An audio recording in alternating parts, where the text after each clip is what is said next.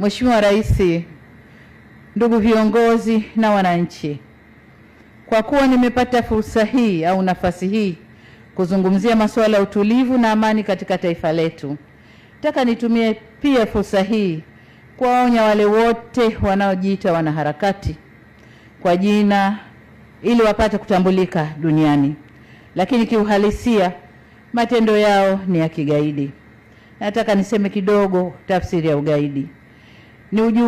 Ugaidi unajumuisha vitendo vya uvunjifu mkubwa wa amani, uharibifu wa mali na miundombinu vinavyokusudia kuitishia jamii au kuishurutisha serikali kukubaliana na matakwa ya watu au kundi fulani kwa ajili ya kutimiza haja za kisiasa, kiitikadi au kidini. Lakini kwa mustakabali wa sasa dunia tunayokwenda nayo, unaweza ukafanyika pia ukikusudia kuirudisha nyuma nchi inayoendelea kwa kasi. Pia inaweza ikatumika. Watu au kundi hilo linakuwa na kauli zinazovaa sura ya kizalendo, lakini kwa undani ni maslahi binafsi. Mtu anayeipenda nchi yake kiukweli huijenga na sio kuibomoa. Pande huu tumeipenda nchi yetu, tumetofautiana, tumevumiliana, hatukufanya vurugu za kubomoa nchi yetu wala kuharibu au uvunjifu wa amani. Na wasihi wa Tanzania, tushikamane kwa ajili ya maendeleo ya taifa letu na sio kulifanya taifa kuwa duni kwa matakwa ya watu binafsi ambao maisha yao huko waliko na hata hapa nchini yanategemea malipo yatokanayo na kufanya vurugu au kuivuruga nchi yao kwa maslahi ya wengine. Katika hali hii, niwahakikishie Watanzania kwa serikali yenu inasimama imara katika ulinzi wa raia wake na mali zao. Nanyi kwa upande wenu mnapaswa kuungana na serikali yenu katika kulinda maeneo yenu na mali zenu. Vitendo vya kigaidi katu havikubaliki, sio kwa Tanzania tu bali ulimwengu mzima. Hivyo basi niwaonye kwa mara nyingine wale wote wanaojishughulisha na vitendo hivyo kwamba taifa lolote duniani hutumia nguvu ya dola kuhami raia wake na kulinda heshima yake. Nasi Tanzania kama taifa hatutasita kufanya hivyo. Wananchi wetu hawahitaji vurugu wala mivutano ya kisiasa isiyoisha. Wananchi wetu wanahitaji amani, usalama na utulivu. Shauku ya wananchi wote bila kujali vyama vyao ni kuona serikali ikiwapa huduma bora za kijamii, ikiimarisha shughuli zao za kiuchumi na kukuza ajira katika mazingira yenye ustawi.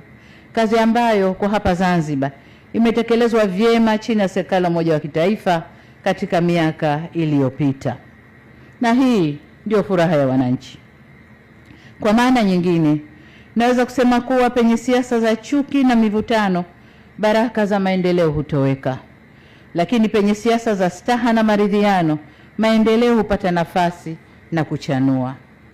Hatua tuliofikia leo ni makubaliano ya kuunda tena serikali ya umoja wa kitaifa na kuanza mazungumzo ya mustakabali wa serikali ya mapinduzi Zanzibar. Kwa hiyo wito wangu ni kuendelea kuyaheshimu makubaliano haya. Tuendeleze mazungumzo kwa uwazi na kuaminiana, huku tukizingatia misingi ya umoja, amani, usalama na utulivu wa taifa letu.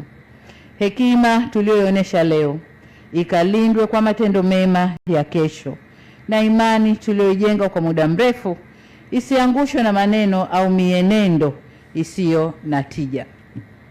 Kwa umuhimu wa tukio hili, nitumie nafasi hii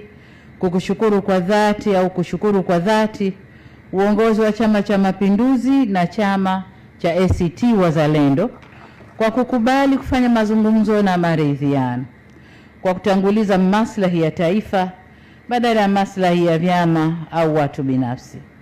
Mheshimiwa Rais, ndugu viongozi na wananchi wenzangu, maridhiano si udhaifu bali ni ukomavu wa kisiasa unaojenga misingi ya umoja na kuheshimiana. Ni ishara kwamba viongozi wanaweza kutofautiana kwa hoja, lakini wakakubaliana katika mambo ya msingi ya uendeshaji wa nchi, kujali maslahi na ustawi wa wananchi na nchi kwa ujumla. Mwelekeo huu wa kiungwana tulioshuhudia leo unafungua ukurasa mwingine katika kuimarisha umoja, amani, utulivu na mshikamano wa wananchi wa Zanzibar na Tanzania kwa ujumla. Hakika jitihada hizi zinapaswa kuendelezwa na kuenziwa. Nimesema kwamba hili ni jambo la kiungwana kwa kuwa uungwana unatufunza siasa za kushindana kwa hekima na sio kupaza sauti bila mantiki.